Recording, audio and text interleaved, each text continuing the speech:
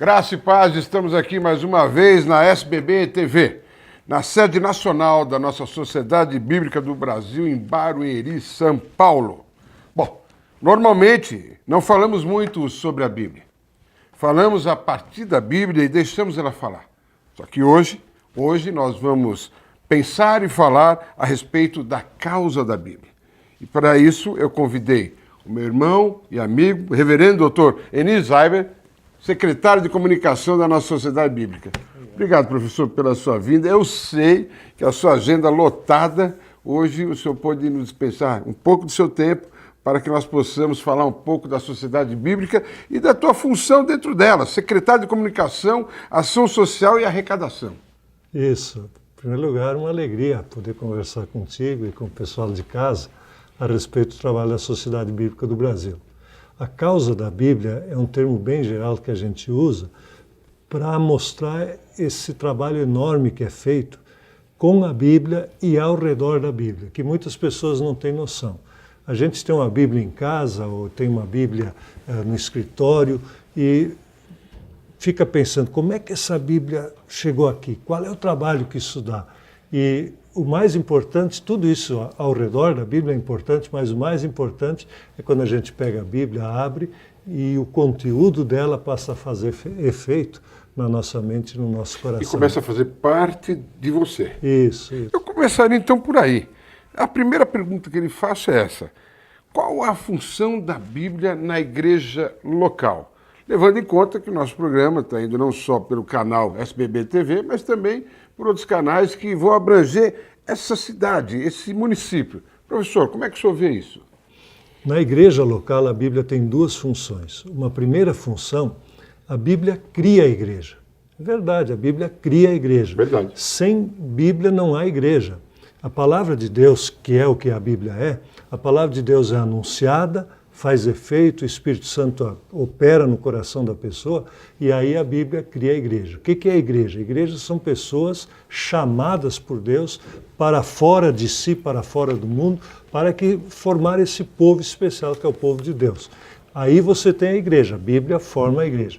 Depois a Bíblia faz uma outra função, a Bíblia alimenta essa igreja. Como um ser humano que pequenininho precisa alimentação adequada, quando o nenê precisa de um leitinho, um chazinho, depois vai comendo a papinha, uma frutinha e vai crescendo e aí come comida de adulto, assim também é com um cristão. Ele começa recebendo o que a Bíblia chama o genuíno leite espiritual, Sim. Que é uma papinha, um leitinho, é uma palavra simples que vai alimentando e com o passar dos tempos ele vai crescendo, vai se fortalecendo. Isso a Bíblia faz a igreja. Primeiro ela cria, depois ela alimenta a igreja. E depois ela desenvolve a igreja, porque aqueles que são alimentados passam a levar essa palavra avante para outras pessoas. E aí ela desenvolve, a Bíblia também desenvolve a igreja. Professor, existem alguns programas de incentivo à leitura da Bíblia pela Sociedade Bíblica que o senhor pode nos colocar aqui? Existem. Uma das questões quando se trabalha numa organização que trabalha com Bíblia, ou até com outros livros, mas a Bíblia é um exemplo bem específico, Sim. É quando a Bíblia está pronta. Quando o tradutor da Bíblia, semana passada eu estive no lançamento de uma Bíblia no país chamado Suriname, no norte da América do Sul. Nesse país, a língua que todo mundo fala no dia a dia se chama Saranatongo. Saranatongo. Isso, você pegou. Eu custei a pegar esse nome. Pois é, essa Bíblia foi lançada agora para todo mundo poder ler a Bíblia. Então, quando o tradutor terminou, ele disse: está pronta a Bíblia, está pronto o trabalho de tradução. Aí depois precisaram passar e fazer o formato de livro, os editores trabalharam nela. Sim. Os editores, está pronta a Bíblia, estava pronto o trabalho dos editores. Aí vai para a gráfica, aí a gráfica termina de imprimir, está pronto e assim vai. Quando uma Bíblia está pronta, ela na verdade está pronta quando uma pessoa lê e ela faz o efeito na pessoa. Aí, de fato, o ciclo de vida da Bíblia se completa. Aí a Bíblia está pronta. Ela fez o que ela foi criada para fazer. Aí ela está pronta. Então, nós aqui, muitas vezes, as pessoas pensam, vocês vendem Bíblias. Exato. Também vendemos Bíblias, mas ela só vai estar pronta quando ela fizer o efeito no coração da pessoa. E isso é através da leitura ou audição numa Bíblia em áudio. Sim. Então, a Bíblia está pronta quando ela fez esse efeito no coração. Então, a gente incentiva a leitura. A gente tem vários programas. Um é uma coisa muito simples, a gente distribui um mapa com todos os livros da Bíblia, os capítulos, a pessoa quando lê um capítulo marca. Aí depois que ela programa de leitura. Um programa de leitura, um programa de leitura da Bíblia. Depois temos, por exemplo, os cegos, a Bíblia em Braille, onde a gente incentiva eles a aprenderem a ler Braille e a lerem a Bíblia em Braille. Cada vez que eles leem um volume, recebem outro volume e assim completam a sua coleção. Então, temos vários programas, é um programa muito importante. E ao final, quando a pessoa terminou de ler a Bíblia, se ela nos informa que ela terminou, a gente manda para ela gratuitamente um diploma que diz: fulano de tal terminou de ler a Bíblia tal e tal, leu a Bíblia completa. É muito bonito. Muita gente nos pede esse diploma. Que interessante essa. Você incentiva também ele a receber. Quer dizer, ele acaba de fazer um plano de leitura. Eu sei que tem dois planos, né, professor? Um para jovens e também um para os adultos, por assim dizer. Mais... Para quem nunca leu a Bíblia, pegar um volume desses e começar a ler, ele acha muito difícil. Por isso, tem que começar que nem sopa quente. Você come pelas beiradas, aos pouquinhos, até você vencer o prato. A Bíblia também, você começa a ler. O plano de leitura para o jovem, ele não abrange a leitura da Bíblia toda. São alguns capítulos, sim, mas depois que ele pega o gosto, aí ele vai ler a Bíblia toda. Eu sei, Luiz. Como tocar naquele que não conhece ainda a Bíblia? Qual é a estratégia sua, como secretário de comunicação da nossa Sociedade Bíblica, para atingir aquele que ainda não conhece? Normalmente, uma pessoa, quando pega um livro, ela pega por algum motivo. Digamos, se eu tenho um romance que eu quero ler, sim, eu não vou numa livraria dizer, me dá um romance. Alguém me disse, esse livro é muito bom, esse perfeito, romance é bom, e aí eu vou lá e procuro e começo a ler. Se eu gosto, eu leio o livro todo. Com a Bíblia é muito parecido. O ser humano tem necessidades. Uma pessoa, por exemplo, ela luta com o vício. Ela é adita, ela é viciada, seja lá em cigarro, em bebida alcoólica, emocional e tal. E ela não consegue vencer isso. A Bíblia e um plano especial de leitura da Bíblia pode ajudar ela a vencer essa dificuldade. Ou a pessoa está desesperada num hospital. E aí alguém diz, olha, leia esse texto da Bíblia, isso vai consolar você. Essa pessoa vai ler. Então, é assim que a gente começa. Uma pessoa... Nós temos algum tipo de publicação da Sociedade Bíblica específica para cada momento desse? Tem. Nós temos o que nós chamamos de porções bíblicas. São livretes como esses que eu tenho aqui na mesa. Tem livretes para enfermos, tem livretes para migrantes. Veja, os migrantes, eu chamar a atenção sobre essa realidade. No mundo inteiro, se os migrantes no mundo formassem um país, eles seriam, se não me falha a memória, o 5º país de maior população do mundo. Agora, nas Olimpíadas desse ano, no Rio de Janeiro, os migrantes formaram uma equipe para poder competir junto com os outros atletas, porque são tantos no mundo inteiro. Migrante é aquela pessoa que se desloca, é deslocada de seu país por perseguição de qualquer tipo. Sim.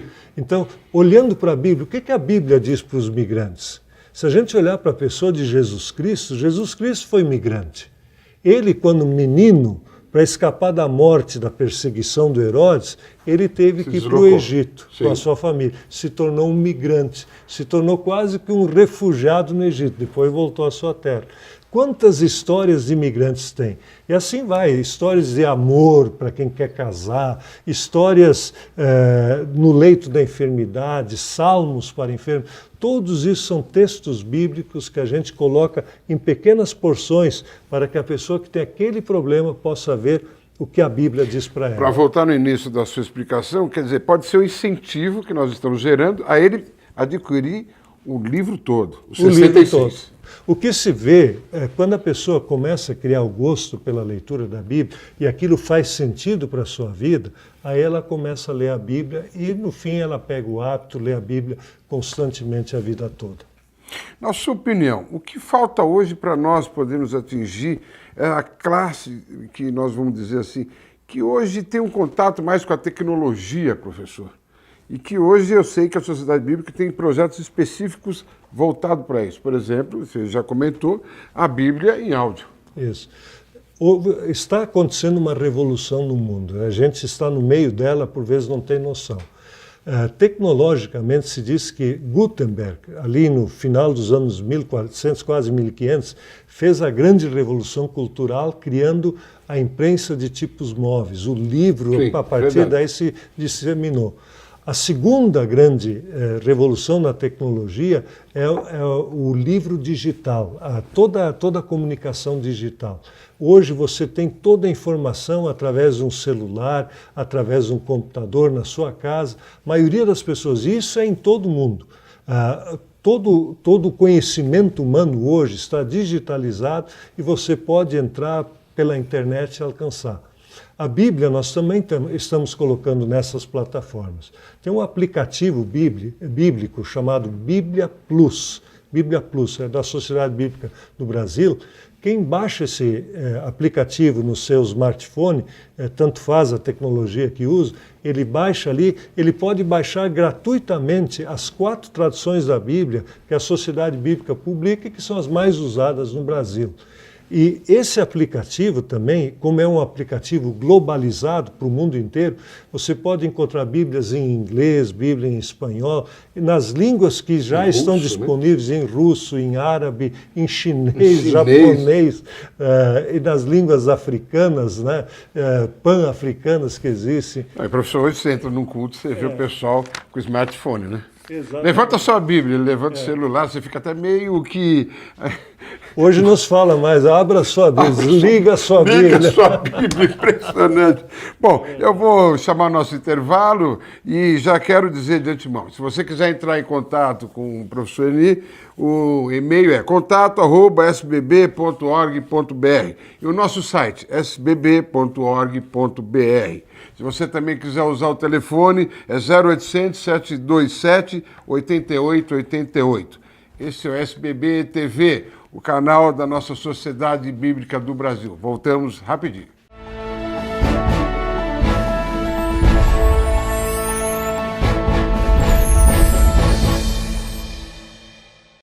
Olá, estamos de volta aqui com um programa sobre a causa da Bíblia.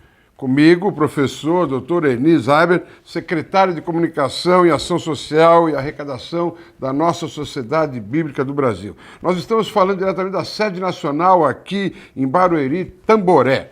Os nossos sites, para que você possa acessar não só esse programa, mas também entrar em contato com todas as nossas publicações.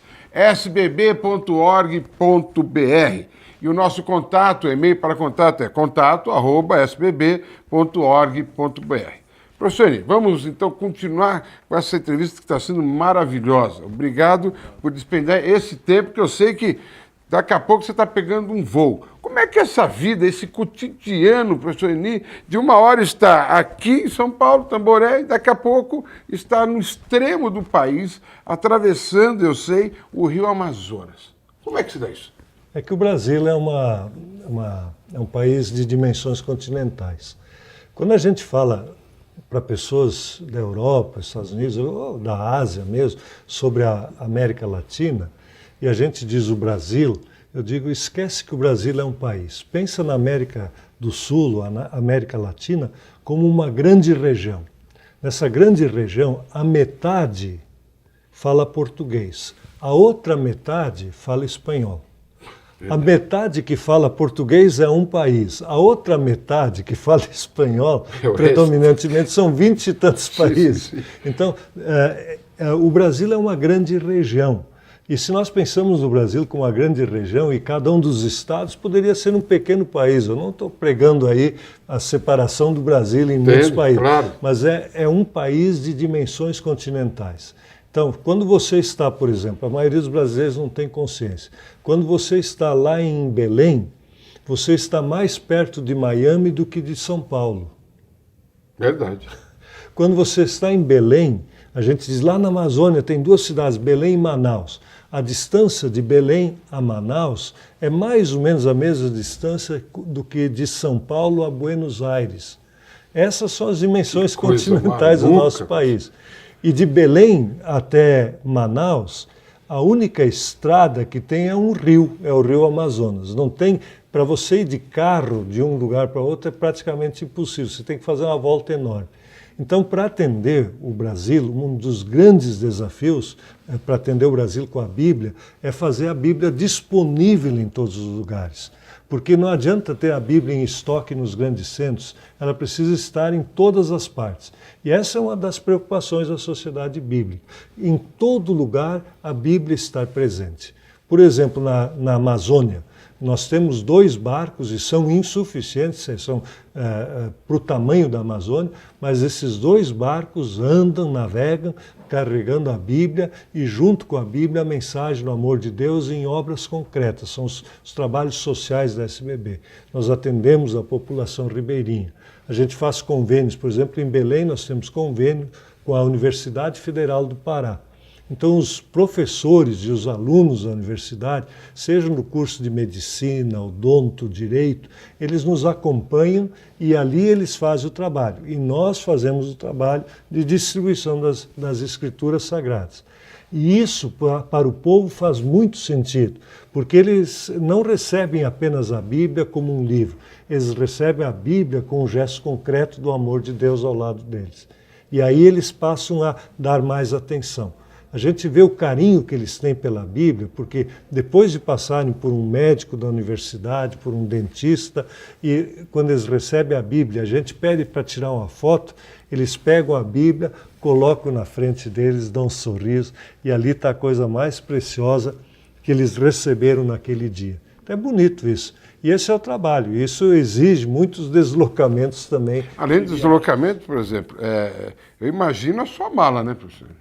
É uma bermuda e também um agasalho, né? Porque sai de lá já vai direto para Porto Alegre. E aí pronto, pega um frio. Se for no inverno é por aí, né? A sua maleta de viagem deve ser algo assim. A gente já tem uma mala bem definida. Definida. Isso e vamos embora. Qual é o roteiro? É isso e já vamos colocando para cima. Eu vou pegar esse gancho que o senhor estava falando dos convênios com faculdade e universidades. A Sociedade Bíblica também faz fórum de ciências bíblicas. Como podemos divulgar isso através desse canal e fazer com que as pessoas entrem em contato com a sua direção? Isso. Nós temos 2 programações que a gente faz. O fórum é uma vez por ano que a gente faz aqui em São Paulo, Sim. na Grande São Paulo, no Museu da Bíblia, normalmente ele é feito. E esse fórum, ele visa trazer o conhecimento bíblico de uma forma mais desenvolvedora. Por exemplo, as grandes novidades são trazidas nesse fórum. As grandes novidades em termos de tradução da Bíblia, por exemplo. Quando uma nova tradução é desenvolvida, um monte de conhecimento é desenvolvido ao mesmo tempo, de cultura, e isso é trazido no fórum de ciências. Esse fórum geralmente é segundo semestre, não é isso? Ele é em agosto, o do ano que vem vai ser no final de agosto. Sempre é por esse período de tempo. Até para a pessoa poder consultar através do nosso site e saber a data e vir aqui. No nosso site pode consultar e a gente incentiva as faculdades de teologia, os professores e alunos e mesmo os estudiosos da Bíblia que participem desse fórum. Vale a pena.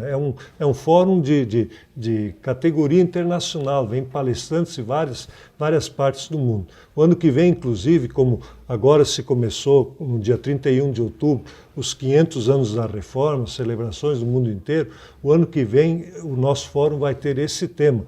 E o grande tema dentro das celebrações da Reforma é a tradução da Bíblia. A grande obra de Lutero na Reforma foi a tradução da Bíblia para a língua do povo e desenvolver esse modelo que todo mundo tem direito ao acesso à palavra de Deus. Esse é o foco central da Sociedade Bíblica em sua sede. Agora, nós podemos ter em outros estados, cidades? O que nós fazemos aí chamamos de seminários de ciências bíblicas. Sim. São palestras, são mais ou menos 10 a 12 horas de palestras, que a gente dá, também chamando a atenção. A tradução da Bíblia, como a Bíblia chegou ao nosso dia, como a Bíblia é interpretada, o uso da Bíblia na igreja, todas essas palestras, então, Bíblia e educação, Bíblia e evangelização. E as pessoas que participam, os líderes das igrejas, tanto os líderes pastores, pastoras, leigos e leigas da igreja, eles participam e saem entusiasmados com a Bíblia. Então, esses seminários de ciências bíblicas são feitos pelo país todo.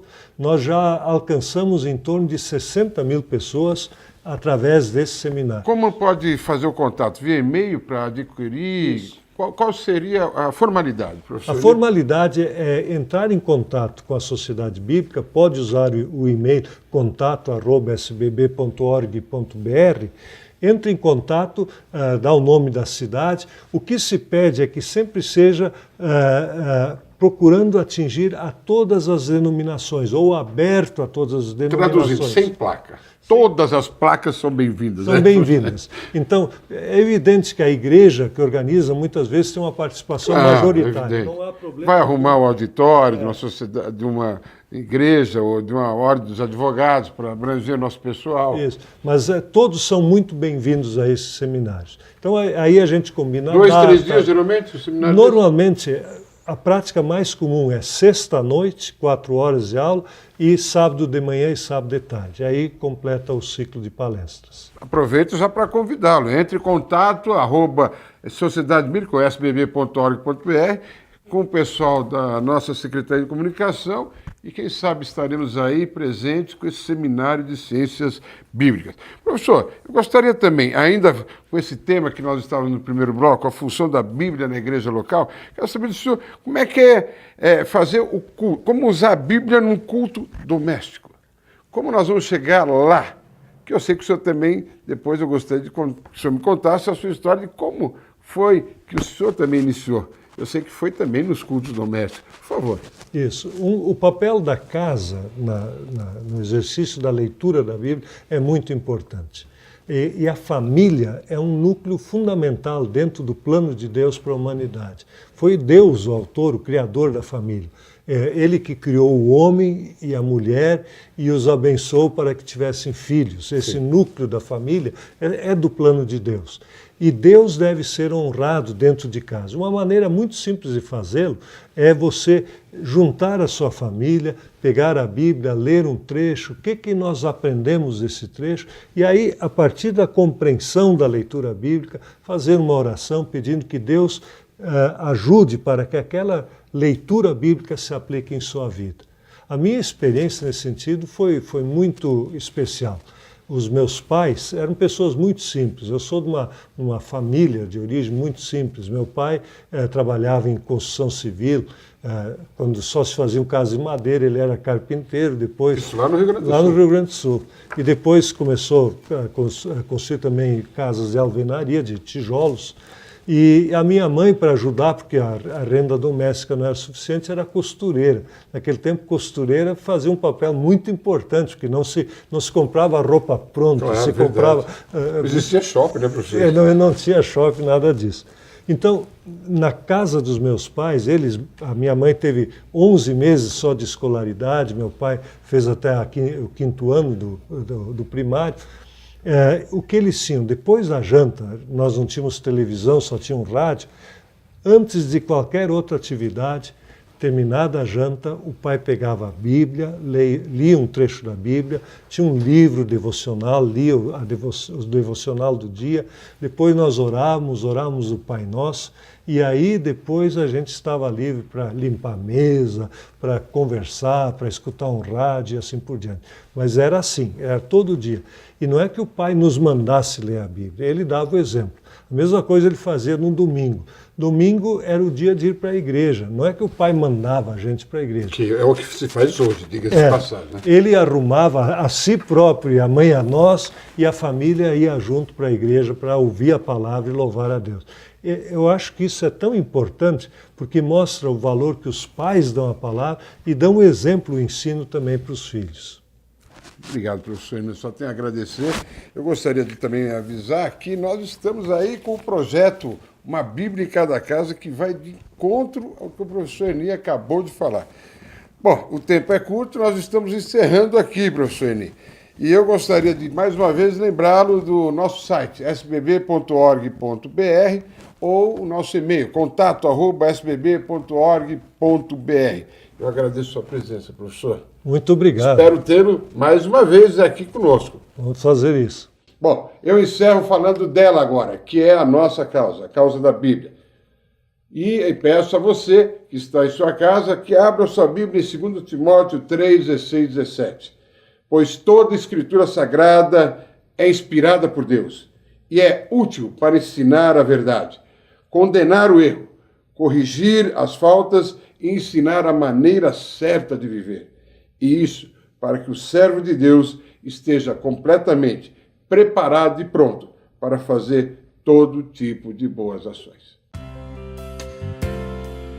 Todos que trabalharam na produção deste projeto foram voluntários pela causa da Bíblia.